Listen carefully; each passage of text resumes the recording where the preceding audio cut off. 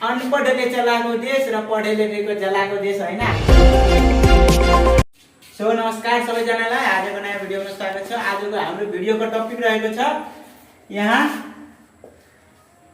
JNG आन्दोलन। यसलाई आन्दोलन पनि लेख्यो हैन, आन्दोलन। यो हाम्रो जेएनजी आन्दोलन सबभन्दा पहिला हामी बुझ्यौं यो जेएनजी आन्दोलन किन भयो हैन। यो संसारमा भनौं या कुनै देशमा भनौं, जहाँ पनि भनौं हैन, कुनै पनि घटना हुनुभन्दा त्यसको कारण हुन्छ, त्यो घटना किन हुन्छ हैन। सो हामी सबभन्दा पहिला बुझ्यौं जेएनजी आन्दोलन किन भयो, यो घटनाको कारण के हो हैन। सो यो जेएनजी आन्दोलनको पनि धेरै ठूलो कारण छ हैन। सबभन्दा पहिला हामीले कारण जान्नु किन भयो हैन, त्यसपछि आफै बुझिहाल्छौ के भयो कसरी भयो। सबभन्दा पहिला हामी स्टार्ट गरौँ 2072 सालदेखि। 2072 सालमा आएको थियो भूकम्प हामीहरुको हैन। भूकम्प आयो 2072 साल, लगभग वैशाख महिना थियो। वैशाख महिनामा भूकम्प आयो। भूकम्पमा हाम्रो नेपालको धेरै जना व्यक्ति मर्यो, काठमाडौँमा धेरै क्षति पनि भयो हैन। अनि यति क्षति हुँदा हुँदै अरु देशहरुले के गरे, हाम्रो देशलाई अनुदान दियो हैन। हाम्रो देश त्यस्तै पनि गरिब मान्छ अरु देशमा, हाम्रो देश आफू जस्तो भन्यो भने अरु देशमा गरिब मान्छ। यो 2072 को भूकम्पमा हाम्रो देशलाई अनुदान दियो, तर यो अनुदानको पैसा के भयो, जुन व्यक्तिसम्म जानु पर्ने थियो त्यो व्यक्तिसम्म एक्चुअलमा गएन। भूकम्प पीडित कहाँ त्यो पैसा गएन, त त्यो पैसा गयो कहाँ? हो हाम्रो देश भ्रष्ट युग पनि भन्छ, भ्रष्टाचार पनि भन्छ, र नेताले खाएको र नेताले के भन्छ, हाम्रो देशलाई के भन्छ, अनपढले चलाएको देश र पढे लेखेको जलाएको देश हैन। हाम्रो जेएनजी आन्दोलनको यो पनि भनिरहेको थियो। सो 2072 मा जुन भूकम्प पीडित थियो त्यो कहाँ पैसा गएन, यो पैसा भयो भ्रष्टाचार। के भयो? भ्रष्टाचार। अनि 2072 मा अर्को घटना के भयो, हामीले अर्को घटना भयो 6 महिनाको आन्दोलन हो।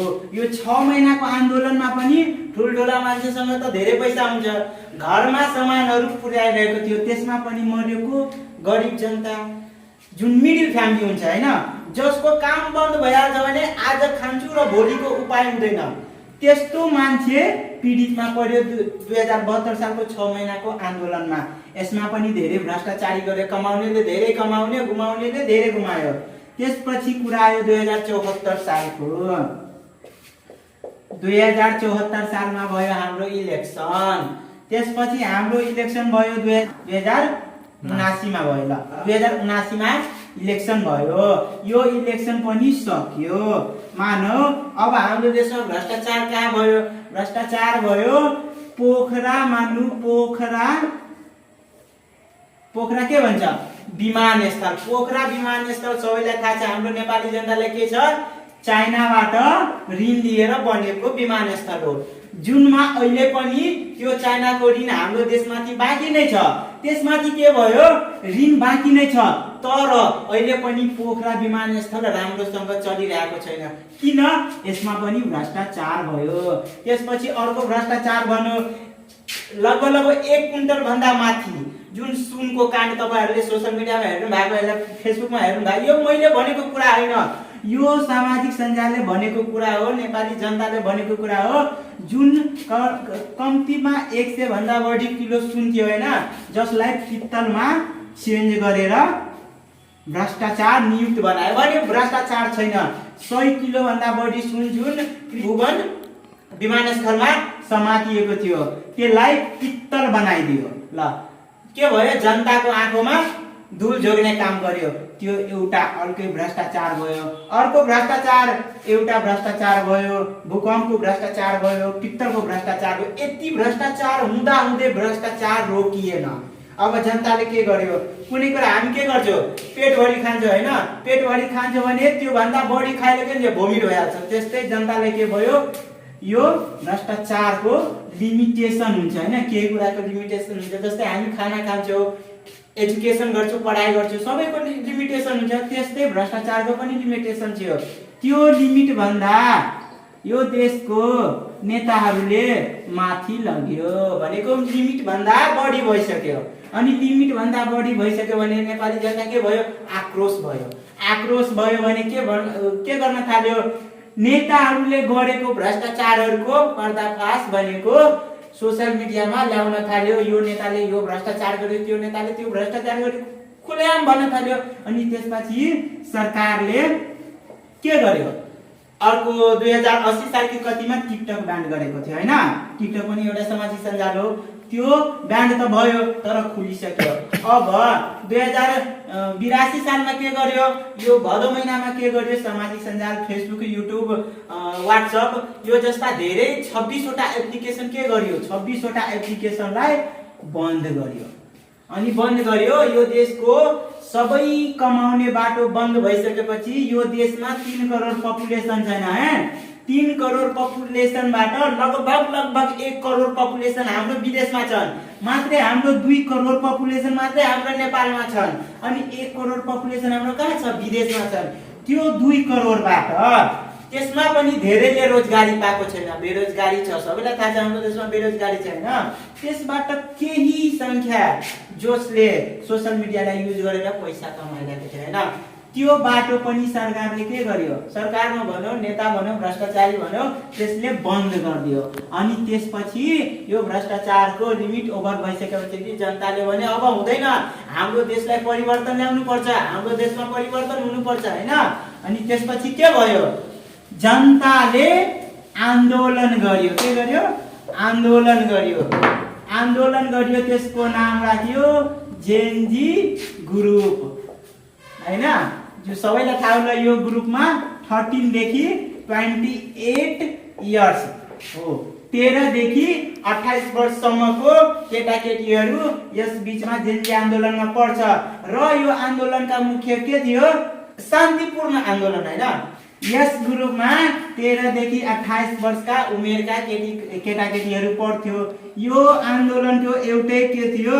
हामी शान्तिपूर्ण आन्दोलन गर्ने, आन्दोलनमा झै झगडा नगर्ने, हामी सरकारसँग माग गर्ने हो।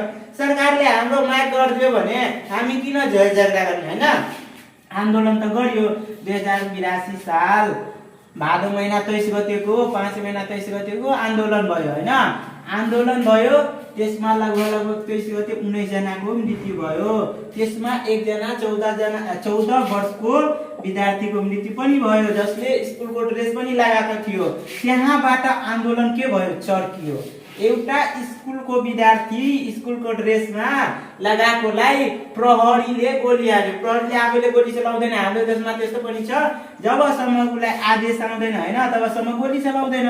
सो आदेश दियो गोली चलाउनको लागि र यो 14 वर्षको केटाको मृत्यु भयो। त्यहाँदेखि के भयो? हाम्रो देशमा आन्दोलन चर्कियो। आन्दोलन विस्तृत रूप लियो। त्यसपछि 24 गते आयो हैन? र 23 गते 19 जनाको मृत्यु भयो।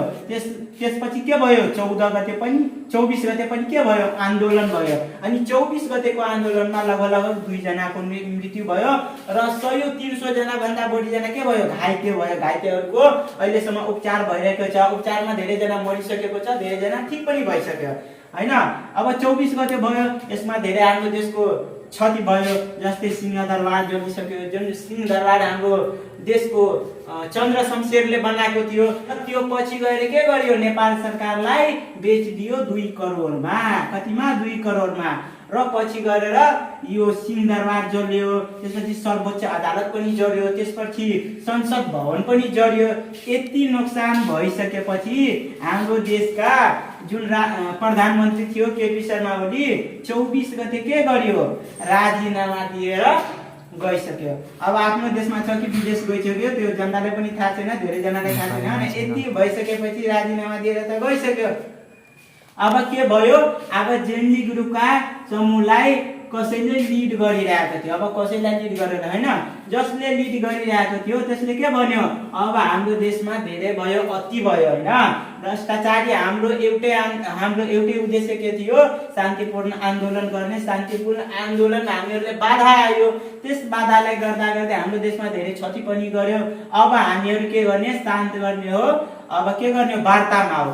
सो वार्तामा गयो। अब हाम्रो देशको त प्रधानमन्त्री गयो, राजीनामा दियो, वार्तामा आयो। वार्तामा आइसकेपछि अब तत्कालीन प्रधानमन्त्री हुँदैन हैन? को गर्छ? हाम्रो देशको लिडर। जबसम्म देशको कोही चलाउने हुँदैन, जबसम्म घरमा कोही अभिभावक हुँदैन भने घरको के हुन्छ? बालबच्चा अनाथ भइहाल्छ। त्यसैले देशलाई चलाउनको लागि अभिभावक त चाहियो तत्काल। त्यसले के भयो, हाम्रो देशमा आन्तरिम के गर्यो, प्रधानमन्त्री बनाउने निर्णय गर्यो। यो जेनजी ग्रुपका केटाकेटीहरूले, जसमा 13 देखि 28 वर्षका केटाकेटीहरू पढ्छन् हो। अब कसलाई बनाउने, सो जसलाई सबैजनाले समर्थन गर्छन्। त्यसैले समर्थन गरे कसलाई, सुशीला कार्कीलाई। त्यसमाथि पनि धेरै राजनीतिक दबावहरू परिरहेको थियो, त्यसैले उहाँले पनि यो प्रधानमन्त्रीको पद लिन मानिराख्नु भएको थिएन हो। सो धेरै कुरा हुँदा हुँदै अहिले हाम्रो देशको अन्तरिम प्रधानमन्त्री भनौँ सुशीला कार्की भयो र हाम्रो देशको अब प्रधानमन्त्री सुशीला कार्की र यसपछि हाम्रो देशमा 2082 साल फागुन 21 गते हाम्रो चुनाव पनि हुन्छ र जसमाथि हामी 5 सालको लागि प्रधानमन्त्री चुन्न सक्छौँ। सो यसरी हाम्रो देशमा भ्रष्टाचारको अहिलेसम्म अन्त भएको छ। अब आउने दिनहरूमा के हुन्छ, जे पनि हुन सक्छ हैन। सो अब आन्दोलन अहिलेको लागि बन्द छ र अहिलेको लागि भ्रष्टाचार नियुक्त त भन्न मिल्दैन, तर अहिलेको लागि यो बन्द छ र भ्रष्टाचारीहरूले देश छोडेर गइसक्यो। अब यसपछि फागुन 21 गते चुनाव हुन्छ र त्यसपछि हामीले 5 सालको लागि के गर्छौँ, सरकार चुन्न पाउँछौँ। सो यसैको साथसाथ हाम्रो जेनजी ग्रुपको उद्देश्य पनि पुरा हुन सक्छ। अहिलेसम्म त पुरा भएको छैन, अहिलेसम्म जति अपेक्षा गरेको थियो पुरा भएको छ। आगामी दिनमा पनि हामीहरूले हाम्रो देशको लागि जसले शहीद भयो, जसले ज्यान गुमायो आफ्नो देशलाई परिवर्तन गर्नको लागि हैन, त्यसको लागि र यो जेनजी ग्रुपलाई हामीले हाम्रो देशको जनताहरूले हृदयदेखि धन्यवाद भन्दै आजको भिडियोलाई पनि अन्त्य गर्छौँ। सो तपाईहरुलाई कस्तो लाग्यो भिडियो तपाईँहरूले कमेन्टमा फिडब्याक दिनु होला नै हैन। आजको लागि यतिकै धन्यवाद। Channel till then okay, bye by.